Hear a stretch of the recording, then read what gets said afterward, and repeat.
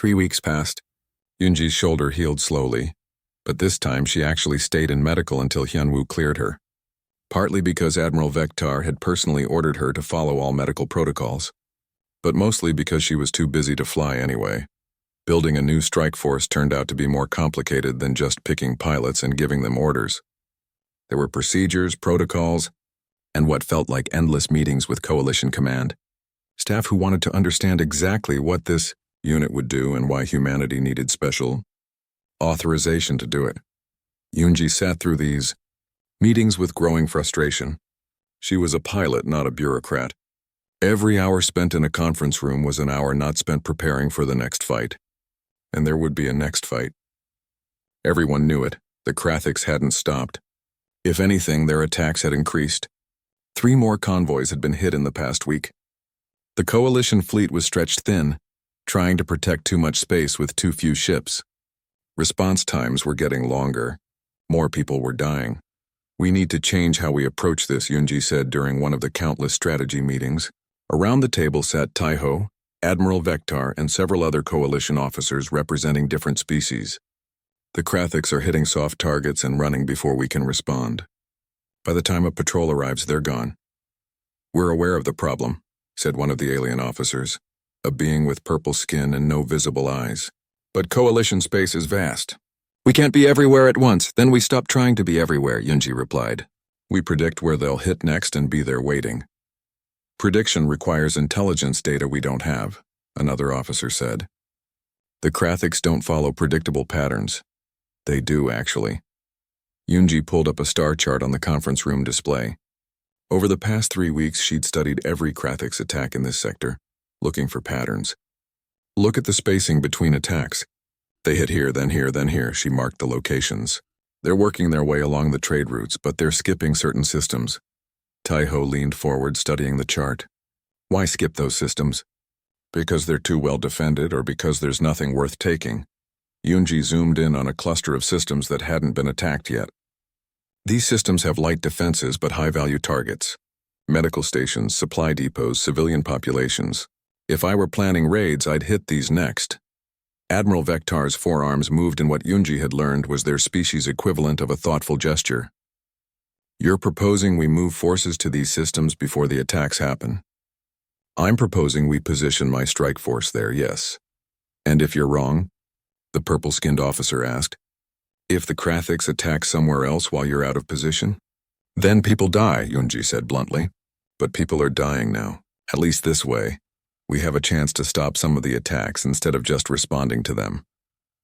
The meeting continued for another hour, with various officers raising objections and Yunji countering them. By the end, Admiral Vektar had approved her plan, though several of the other officers looked deeply unhappy about it. After the meeting ended, Taiho caught up with Yunji in the corridor outside. That was quite a performance, and it wasn't a performance. It was the truth. I know. That's what made it effective. Taiho fell into step beside her as they walked toward the pilot briefing room. The other officers don't like that humans get special treatment. They think it's unfair that you can bend rules they have to follow. We don't bend rules. We just do what needs to be done. That's bending rules. Yunji couldn't argue with that. They walked in silence for a moment before she asked, Do you think I'm wrong? About where the Krathiks will hit next? No, Taiho said. Your analysis was solid. But even if you're right, you're putting yourself and your pilots in danger by being proactive instead of reactive. The Coalition way is safer. Safer for who? Not for the people waiting to be attacked. Fair point. They reached the briefing room. Inside, Yunji's new strike force was waiting. She'd handpicked each pilot over the past 3 weeks, choosing not based on test scores or flight hours, but on something harder to quantify. She'd chosen pilots who understood that sometimes the right thing to do was also the dangerous thing. People who, when faced with impossible odds, would try anyway. Minji was there, of course. She'd volunteered immediately, and Yunji couldn't imagine doing this without her. Somin and Hyejin had also joined, veterans now after the convoy battle. There were 6 new faces, too. Pilots transferred from other human ships who'd heard about the strike force and requested assignment. 10 pilots total. It wasn't a large force, but Yunji believed it would be enough. All right, everyone, she said, standing at the front of the room. I know you've all heard rumors about what we're doing. Some of those rumors are probably true. We're going to be operating differently than standard coalition forces. We're going to take risks. We're going to be in danger more often than other pilots. She looked around the room, meeting each pilot's eyes. If anyone wants to transfer out, now's the time. No questions asked, no judgment. This isn't going to be easy. Nobody moved. Nobody even looked uncertain. Okay then, Yunji continued. Here's what we know. She brought up the star chart she'd shown in the meeting. The Krathiks have been systematically attacking soft targets along this trade route. Based on their pattern, I believe they'll hit one of these 3 systems within the next 48 hours. Which one? Minji asked. I don't know. So we're going to split into 3 groups and cover all of them. One of the new pilots, a young woman named Seo-Yun, raised her hand. If we split up, we'll be vulnerable. 3 or 4 fighters per group won't be enough if the Krathiks come in force. You're right, Yunji agreed. We'll be vulnerable. That's why we're not going to fight fair. Each group will have support from hidden coalition patrol ships positioned just outside each system. If the Krathiks show up, you hold them off long enough for reinforcements to arrive. And if reinforcements don't arrive in time? Another pilot asked. Yunji met his gaze steadily. Then you do what we did at the convoy. You fight with everything you have, and you don't give up until either the civilians are safe or you can't fight anymore. The room was quiet for a moment. Then Minji stood up. When do we leave? 6 hours. Get your gear ready and say goodbye to anyone you need to say goodbye to. Yunji paused. And one more thing. What we're doing is important, but it's not mandatory. We're volunteers, all of us. That means we take care of each other. Watch your wingmates back. Trust your instincts and remember that the mission is to save lives, not just kill enemies. Questions. There were no questions. The pilots filed out, already discussing tactics and loadouts. Soon only Minji and Taeho remained with Yunji. You're good at this, Minji said. The leadership thing. I wasn't sure you would be, but you are. I'm just saying what needs to be said. That's what leadership is. Minji squeezed Yunji's good shoulder. I'll go check on the fighters. Make sure maintenance hasn't missed anything. After Minji left, Taeho handed Yunji a datapad. This is your official authorization from Admiral Vektar. It gives your strike force independent operating authority within this sector. You can engage threats without waiting for approval from command. Yunji took the pad, feeling the weight of what it represented. That's a lot of trust. Yes, it is. Don't waste it. I won't. Taeho started to leave, then stopped. Yunji, there's something you should know. The convoy you saved 3 weeks ago, it wasn't just carrying wounded. It was carrying research data from the colony that was attacked. What kind of research? Intelligence about the Krathiks, where they're based, how their command structure works, what they're really after in this sector. Taeho's expression was grim. The analysts have been going through the data. What they found isn't good. Tell me, the Krathiks aren't just raiders. They're scouts. They're testing coalition defenses, mapping our response times, finding our weaknesses. Everything they're doing is preparation. Preparation for what? An invasion. A real one with a full fleet. The analysts estimate it'll happen within 2 months. Yunji felt something cold settle in her stomach. Does the coalition know? Admiral Vektar knows.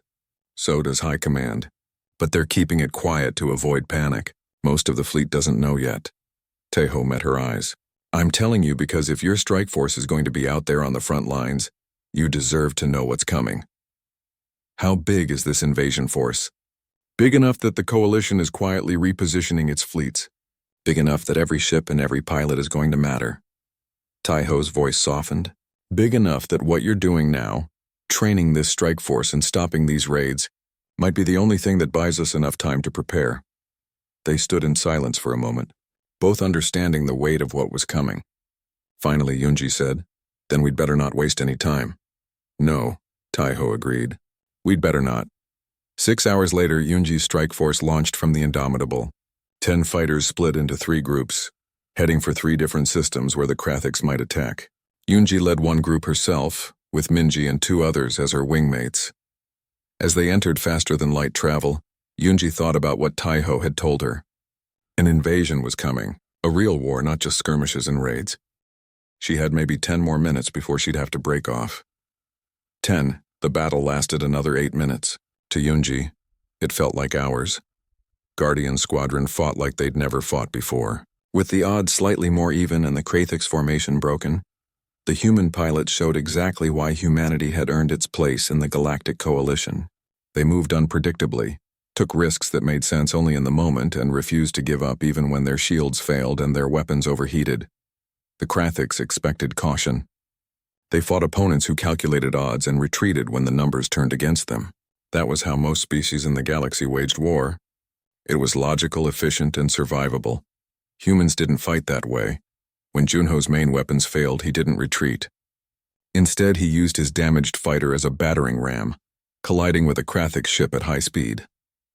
Both fighters were destroyed, but Junho ejected at the last second, his escape pod tumbling away into space. When Soman's shields collapsed completely, she didn't run. She flew directly at 3 enemy fighters, firing everything she had until her weapons were empty, then kept flying straight at them. The Krathik's pilots, confused by the suicidal approach, scattered. Soman used that confusion to escape and regroup with Hyejin, and when Unji's fuel gauge hit the red warning zone with 4 Krathik's fighters still on her tail, she didn't try to conserve power.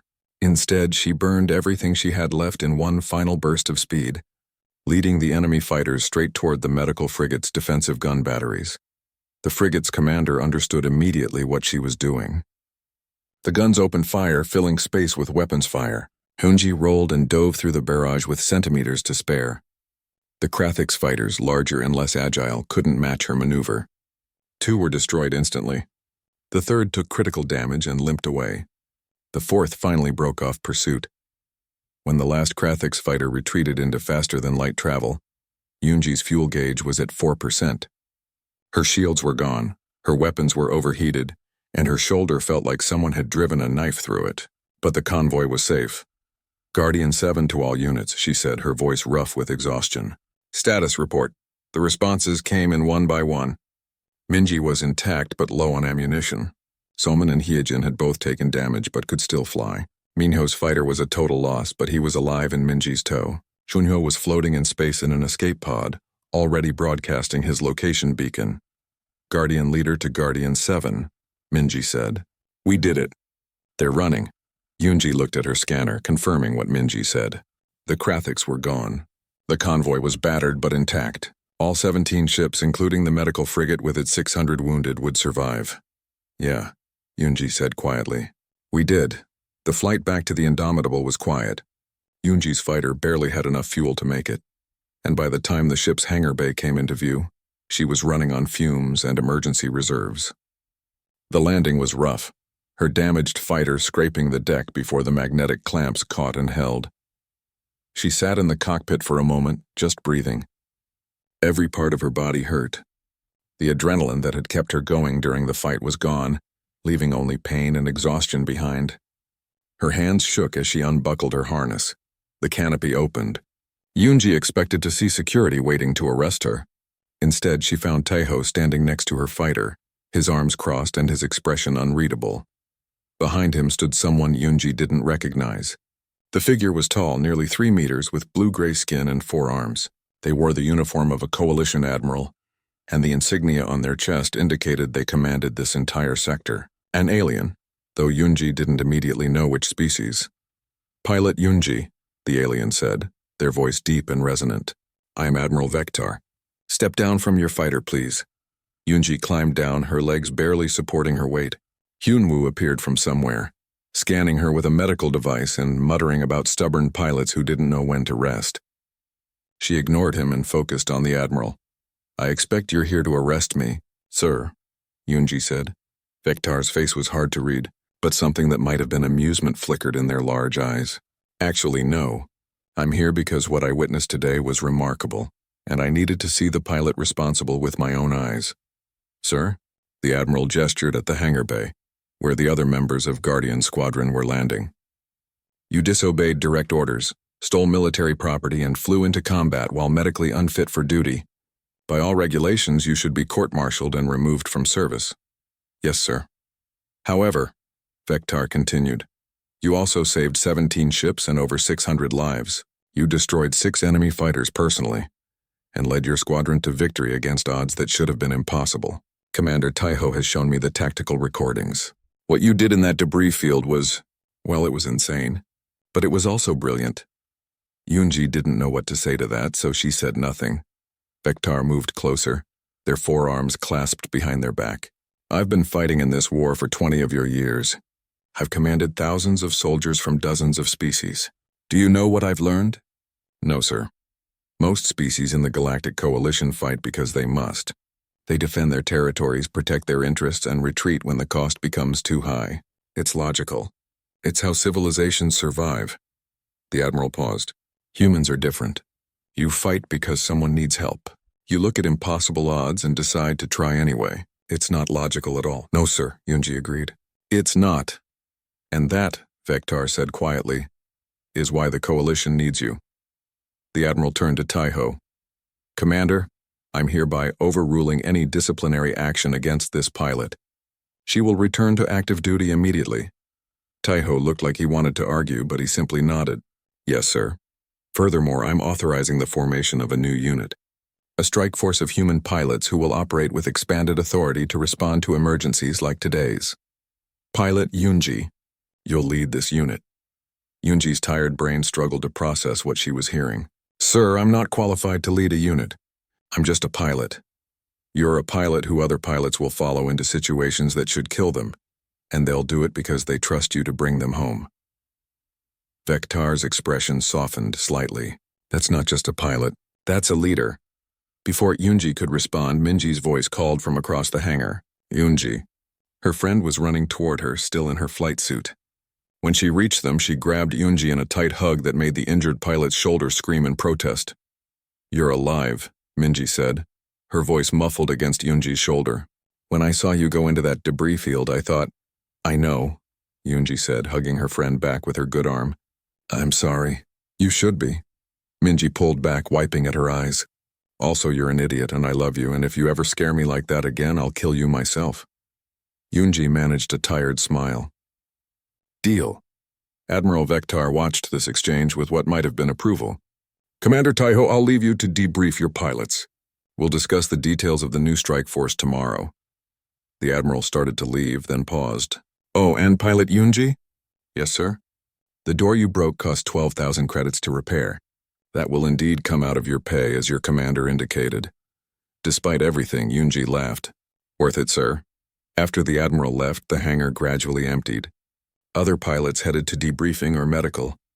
Maintenance crews swarmed over the damaged fighters, already assessing repairs. Minji gave Yunji one more quick hug and left to check on Minho, who was being carried out on a stretcher, but was conscious and complaining, which everyone agreed was a good sign. That left Yunji alone with Taiho. They stood in silence for a moment, both staring at Yunji's battered fighter. Finally, Taiho spoke. You could have died today. Yes, sir. If that debris field maneuver had gone wrong, if you'd miscalculated by even a meter, you'd be dead. Yes, sir. And you did it anyway. Yunji turned to look at him. Would you rather I'd stayed on the ship? Taiho met her gaze. No, he admitted. But I wish I could. I wish I could be the kind of commander who's content to follow protocol and accept acceptable losses. It would make this job easier. You're not that kind of commander, Yunji said quietly. That's why we trust you. You make it very difficult to keep you safe. I know. I'm sorry. Taiho sighed and ran a hand through his hair. Don't be sorry, just... He hesitated, then continued. Just come back. Every time. Whatever crazy thing you do, whatever impossible odds you face, come back. That's all I ask. I'll try. That's not good enough. It's all I can promise. They stood there for another moment, commander and pilot, both understanding that this was as close to resolution as they would get. Finally, Taiho nodded toward the medical bay. Go let Hyunwoo look at that shoulder before he has a breakdown. And Unji? Yes, sir. Good work today. It was a simple compliment, just 2 words, but coming from Taiho, it meant everything. The convoy appeared on Yunji's long-range scanners like scattered stars, 17 ships struggling to maintain formation as they limped through space. The medical frigate was the largest, its white hull marked with the universal symbol for protected vessels. Around it, smaller transports tried to shield it with their own bodies, a desperate protective formation that wouldn't last long against determined attackers. The Krathix fighters swarmed around them like insects, black angular shapes that moved with disturbing coordination. Yunji counted 23 enemy contacts, more than Tejo's initial estimate.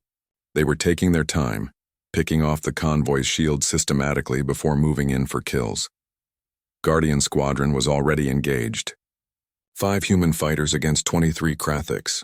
Yunji watched the tactical display and felt her chest tighten.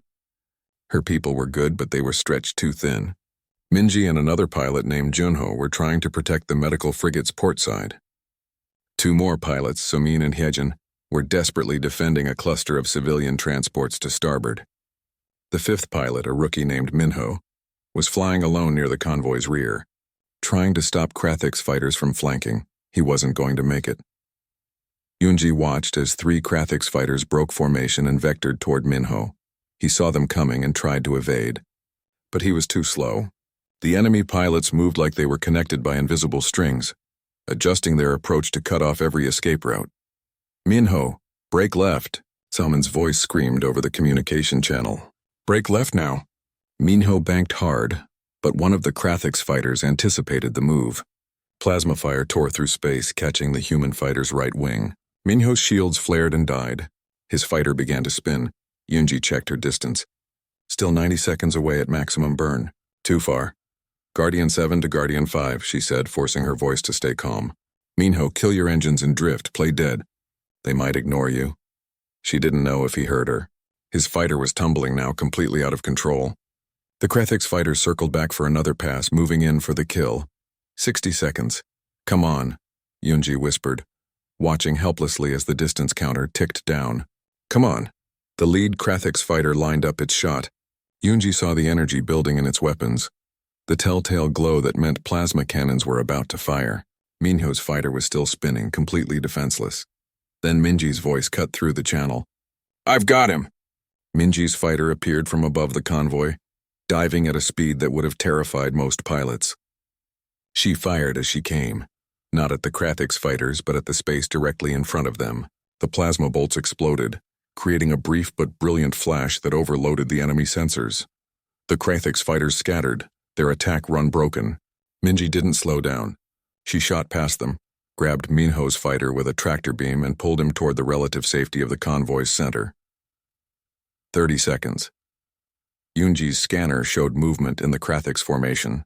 They were adapting, reorganizing. 5 enemy fighters broke away from the main group and headed toward Minji and the damaged fighter she was towing. They knew a kill when they saw one.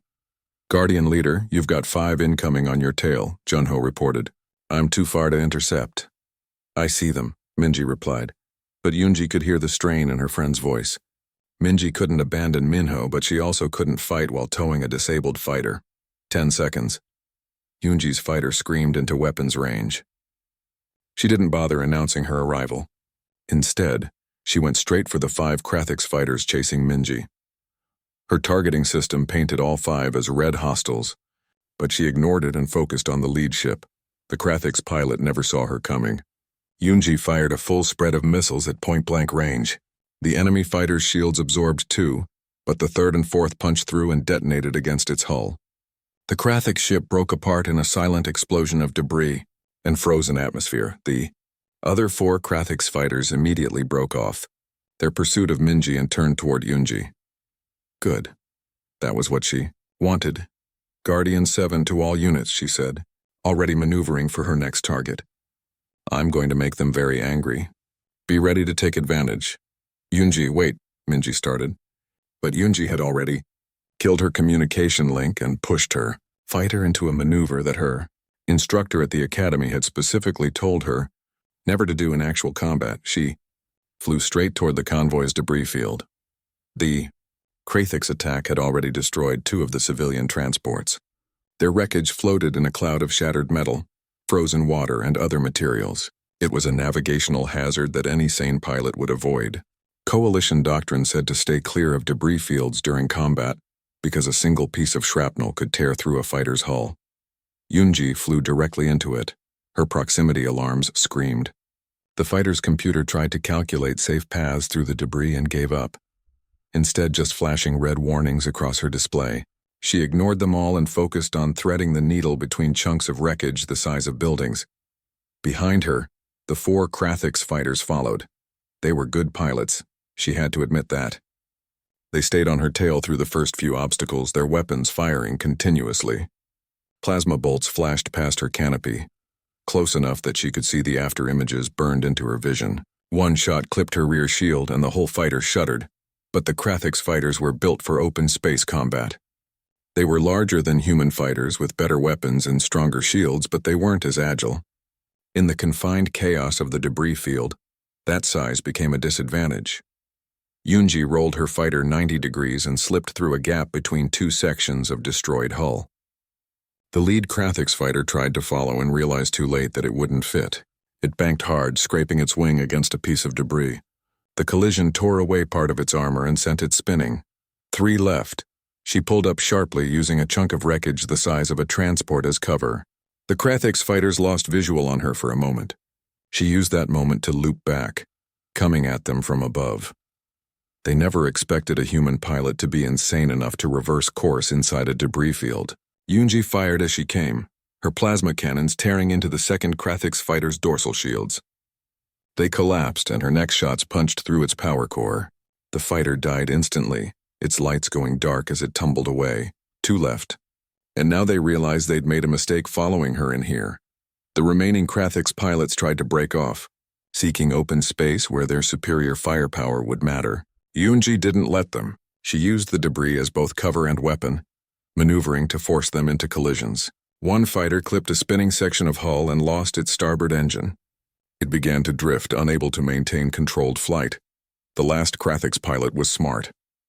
Instead of trying to fight in the debris field, it went straight up, using its superior thrust to escape. It was a good move. In open space, it would have the advantage, but Yunji had been counting on that. She'd noticed something during her scans of the battlefield. The civilian transports had been dumping fuel and coolant as they fled, trying to reduce weight. That material was still out here, invisible to most sensors but present all the same. It formed a thin cloud above the debris field. Yunji waited until the Krathix fighter was directly in that cloud, then fired a single shot. Not at the fighter itself, but at the space around it. The plasma bolt ignited the fuel cloud. The explosion was massive, a brief sun that lit up the entire battlefield. The Krathix fighter's shields overloaded instantly. The blast sent it spinning back down into the debris field, where it collided with wreckage and broke apart. Yunji emerged from the debris field on the convoy's far side, her fighter's shields at 30% and half her warning lights active. But she was alive, and 5 Krathix fighters were gone. She reactivated her communication link. Guardian 7 to Guardian Leader. I'm back in play. What do you need? There was a moment of stunned silence. Then Minji's voice came through, and Yunji could hear the smile in it. You're absolutely crazy. You know that, right? I've been told. The medical frigate is taking heavy fire. We need to pull the Krathix attention away from it. Yunji checked her scanner. 18 Krathix fighters remained, and now they were all turning toward her. She'd gotten their attention all right. The enemy pilots had just watched her destroy 5 of their comrades, and they weren't happy about it. I think I can help with that, Yunji said. She adjusted her course, heading not toward the medical frigate but away from it. The Krathix fighters took the bait. More than half of them broke off from attacking the convoy and pursued her instead. All units, she broadcasted to her squadron. They're focused on me. Hit them from the sides. Make every shot count. Her squadron responded immediately. With the Krathix attention divided, Guardian Squadron could finally fight effectively. Soman and Hyojin swept in from starboard, their combined fire destroying 2 enemy fighters before the Krathix could respond. Junyo came from below, his missiles catching a 3rd fighter off guard. The battle was turning, but they weren't safe yet. Yunji glanced at her fuel gauge and saw the number dropping faster than she'd like. The interceptor she'd stolen wasn't designed for extended combat. The blast doors to the secondary hangar were sealed shut. Yunji stood in front of them, breathing hard from her sprint through 3 levels of the ship. Through the reinforced window, she could see the backup fighters lined up in neat rows. Most of them were in maintenance, but there were always a few kept ready for emergency launches. Her eyes found one immediately, a sleek interceptor with fresh paint. Behind her, she heard footsteps. Security was coming. Taeho must have realized where she'd gone. The intercom crackled to life above her head. Taeho's voice filled the corridor, measured and controlled. Yunji, you're not cleared for battle. Stand down. She looked up at the camera mounted in the corner. Tai-Ho would be watching from the command center, probably with half the bridge crew staring at the monitors. Good. Let them watch. Yoonji walked to the emergency override panel next to the doors. It was covered by a clear protective case, the kind that required authorization codes to open. She didn't bother with codes. Instead, she pulled back her right fist and drove it straight through the plastic cover. The material shattered, cutting her knuckles, but she barely felt it. Her fingers found the manual release lever underneath. The lever was designed for emergencies, situations where the automated systems failed, and someone needed to open the doors by hand. It required significant force to operate. Yoonji grabbed it with both hands and pulled. The burn on her shoulder flared into white-hot agony, but she gritted her teeth and kept pulling. The hydraulic locks disengaged with a heavy clunk, and the massive doors began to grind open. Alarms immediately started blaring throughout the ship. Red warning lights flashed in the corridor. The automated voice of the ship's computer announced that there had been an unauthorized breach of the secondary hangar. Yoonji ignored all of it. As soon as the gap was wide enough, she squeezed through. Behind her, she heard security officers shouting for her to stop. She broke into a run. The secondary hangar was smaller than the main bay, but still large enough to hold 30 fighters. Most were covered with maintenance tarps or had their panels open for repairs. But the interceptor she'd spotted through the window was ready. The ground crew had probably been preparing it for a test flight. She reached it in seconds and climbed the ladder to the cockpit. The seat was cold and the controls felt slightly different from her usual fighter. But it would work. It had to work. The canopy was still closing when she heard Tai-Ho's voice again, this time coming through the fighter's communication system. He must have remotely activated it. Yoonji, stop. That's an order. She flipped switches, bringing the fighter's systems online. The engine rumbled to life beneath her. If you launch without authorization, you'll be court-martialed. Your career will be over. Yoonji's hands moved across the controls, checking weapons, shields, and fuel. Everything was green. The launch tube ahead of her was clear. Talk to me, Tai-Ho said. And for the first time, she heard something other than authority in his voice. He sounded tired. Please. She activated the communication link. I saw the real numbers. 17 ships. 20-plus Krathix fighters. You sent 5 pilots. Silence. Then, it's what command authorized. It's not enough. I know. Those 2 words hit harder than she expected. He knew. Of course he knew. Tai-Ho was one of the best tactical officers in the human fleet. He could calculate odds in his sleep. He'd sent those 5 pilots knowing they might not all come back. Then you understand why I have to do this, Yoonji said. What I understand, Tai-Ho replied, is that you're injured flying an unfamiliar fighter and about to walk into a combat situation that could get you killed. What I understand is that if you die out there, it's on me because I couldn't keep you on this ship. Yoonji looked at the launch tube stretching out before her. Beyond it was open space, stars, and somewhere out there, people who needed help. I'm not going to die. You don't know that, no, she admitted. But I know what happens if I don't try. She could almost feel Tai-Ho's frustration through the communication link. When he spoke again, his voice had changed. It was no longer the commander giving orders. It was a man who was out of options. The medical frigate has 600 wounded on board, he said. Colony survivors from the Krathix attack last week. If they die, it's not just a military loss. It's families, children. I know. The lead transport has a malfunction in their jump drive. They can't escape to faster than light speeds. The other ships won't leave them behind. I know. Our fighters will be outnumbered 4-1. Even with you, those are terrible odds. I know. Another pause. Longer this time. Yoonji heard other voices in the background on Tai-Ho's end. Probably officers asking what to do about her. She was running out of time. Security would be cutting through the hangar doors any moment. Why are you really doing this? Tai-Ho asked. And don't tell me it's about duty or orders. This is personal for you. I can hear it in your voice. Yoonji closed her eyes for just a second. She saw faces in the darkness. Her parents, her younger brother, all gone in the first contact war, killed when the aliens first arrived and bombed half of Earth's major cities before humanity even knew what was happening. She'd been off-planet during a training exercise. By the time she got back, there was nothing to come back to except graves. She opened her eyes and looked at her reflection in the canopy glass. Because someone has to, she said simply. That's not an answer. It's the only one I have. She heard the hangar doors finally give way behind her. Security officers poured into the secondary bay, but they were too far away to reach her in time. Taeho must have seen them too on his monitors.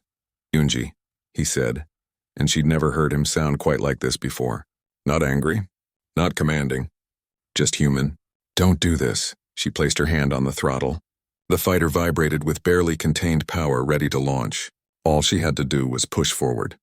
But for just a moment she hesitated, not because she was afraid, not because she was uncertain, but because she realized that if she did this, everything would change. There would be no going back. She thought about the convoy, about the wounded on the medical frigate, about Minji and the other pilots already out there fighting alone, about all the people who told her throughout her life that she was too reckless, too aggressive, too unwilling to accept reasonable limits. Maybe they were right. Maybe there was something broken in her that couldn't just stand by when others needed help. Maybe that made her a bad soldier who couldn't follow orders, but it also made her someone who wouldn't let 600 wounded people die without trying to help. Unji opened the communication channel one last time. Security officers were sprinting toward her fighter now, waving their arms, shouting for her to shut down the engine. She could see Taeho's designated security chief leading them, a man named Daeho who'd always been friendly to her. He looked betrayed now. "Commander," she said, "when you write up the report about this, make sure you tell them I didn't do it because I thought I knew better than you. I did it because I couldn't live with myself if I didn't try." Taeho didn't respond immediately. The security team was almost at her fighter. Daeho was reaching for the ladder. Then Taeho's voice came through, quiet and resigned. "What you did to that door, that's coming out of your pay." Despite everything, Yoonji smiled. "Yes, sir. And Yoonji? Come back alive. That's an order." She pushed the throttle forward. The fighter shot into the launch tube, acceleration pressing her back into the seat. The hangar bay disappeared behind her. The tube was a blur of lights and metal, and then suddenly she was out, surrounded by the black of space and more stars than anyone could count. Her squadron's transponder signals appeared on her display, already several thousand kilometers ahead. The convoy's distress beacon pulsed urgent red beyond them, and somewhere between her and those civilians were 20 Krathix fighters that thought today would be an easy raid. Yoonji adjusted her course and pushed the engines to maximum burn. Her shoulder throbbed with every breath, but she barely noticed. She had people to save and enemies to fight. Everything else could wait. "This is Guardian 7 to Guardian Leader," she said over the squadron channel. "I'm 2 minutes behind you. Don't start the party without me." Minji's voice came back immediately, filled with relief and exasperation in equal measure. "You absolute idiot. You're going to get court-martialed." "Probably," Yoonji agreed. "But first let's make sure these people live long enough to testify at my trial." The medical bay's white lights hurt Yoonji's eyes, but she kept them open anyway. 3 days had passed since the last battle, and she was done waiting. The burn on her left shoulder still ached when she moved too quickly, and the doctor said she needed another week of recovery. She disagreed. Dr. Hyunwoo stood in front of her bed with his arms crossed, looking more annoyed than concerned. He was a good doctor, but he worried too much. Everyone on the ship knew that. "You can't fly like this," he said for the 3rd time that morning. "Your reaction time is slower. The pain will distract you. One mistake out there and you're dead." Yoonji sat up, ignoring the sharp pain that shot through her shoulder. "I've flown through worse. That's not the point. Then what is?" Hyunwoo sighed and pulled out his tablet. With a few taps, he updated her medical file. The word grounded appeared in red letters across her status. "You're officially not cleared for combat duty. Commander Taeho has the update. You'll stay here until I say otherwise." Yoonji wanted to argue, but Hyunwoo was already walking away. She lay back down and stared at the ceiling. The ship hummed around her, the familiar sound of the engines a constant reminder that she was stuck inside while everyone else could still fight. The human warship Indomitable was massive, one of the largest vessels humanity had contributed to the Galactic Coalition. It housed over 2,000 crew members and carried enough firepower to level a small moon. Hyunji had served on it for 2 years, ever since humanity joined the Coalition after the First Contact War. That war had changed everything. Earth had fought alone against an alien invasion and somehow won. The galaxy noticed. Now humanity had allies, trading partners, and a seat at the galactic table. But it also had enemies. The Krathix were one of them. The Krathiks looked like a nightmare someone had carved from black stone. They were raiders, pirates, and slavers who preyed on the weak. They had tested human borders 3 times in the past month. Each time, Yunji's squadron had driven them back. The last battle had been brutal. She'd taken down 4 Krathiks fighters before one of them got a lucky shot. Her fighters' shields had failed and the blast had torn through the cockpit. She'd still managed to destroy the enemy before limping back to the ship. That was 3 days ago. Now she was stuck in a medical bay while her squadron trained without her. The alert came 2 hours later. Yunji heard it through the ship's intercom system, the sharp blare that meant combat stations. She was on her feet before the announcement finished. All pilots to the hangar bay. We have a distress signal from a civilian transport under attack. Krathiks raiders confirmed. This is not a drill. Yunji grabbed her flight suit from the locker next to her bed. Her shoulder screamed in protest as she pulled it on, but she ignored it. By the time she reached the corridor, other crew members were already running past her toward their stations. No one questioned why she was out of the medical bay. Everyone had their own emergency to handle. She made it to the hangar level in under 3 minutes. The massive space was controlled chaos. Mechanics swarmed over fighters checking weapons and fuel levels. Pilots ran toward their assigned ships, helmets tucked under their arms. Yunji spotted her fighter immediately. It sat in its usual spot, the name Retribution painted in white letters across the dark hull. But someone else was climbing into the cockpit. Yunji felt her chest tighten. She pushed through the crowd of technicians and ground crew until she reached the fighter. A young pilot named Ji-yoon was already strapping into the seat. She looked up when Eunji appeared and had the decency to look guilty. "I'm sorry," Ji-yoon said. "They told me you were grounded." "I didn't want to, but get out," Yunji said. Ji-yoon hesitated, then started to climb down. Before she could finish, a hand grabbed Yunji's arm. She turned to find Commander Taiho standing behind her. He was tall for a human with sharp eyes that missed nothing. Right now those eyes were focused entirely on her. "Step away from the fighter," Taiho said. His voice was calm, but there was steel underneath. "Sir, I need to fly. You need to follow orders." He gestured toward the medical band still visible on her wrist. "Hyunwoo grounded you. That means you don't fly. Not today. The squadron needs me. The squadron needs pilots who won't pass out from pain in the middle of a fight." Taiho moved between her and the fighter. "I know you want to help, but you're a liability right now, not an asset." Yunji looked past him at the hangar. Her squadron was already moving toward the launch tubes, 5 fighters total, not counting hers. Minji, her wingmate and best friend, caught her eye from across the bay. Minji's expression said everything. "I know this is hard, but he's right, except he wasn't." "How many ships are under attack?" Yunji asked. Taiho's jaw tightened. "1 transport, maybe 200 civilians, and you're sending 5 fighters? It's what we have available. The rest of the wing is on patrol at the far border. By the time they get back, this will be over. Then you need 6 fighters, not 5. Yunji, I can fly, sir. You know I can." Taiho stepped closer, lowering his voice so only she could hear. "I know you think you're invincible. I know you've survived things that should have killed you. But you're not indestructible. One day you're going to push too hard and you won't come back. I'm not letting today be that day." For a moment, neither of them moved. The hangar continued its organized chaos around them. Pilots shouted coordinates to each other. Engines roared to life. The launch clock on the wall counted down from 5 minutes. Yunji made her decision. She turned and walked away from Taiho. He probably thought she was giving up.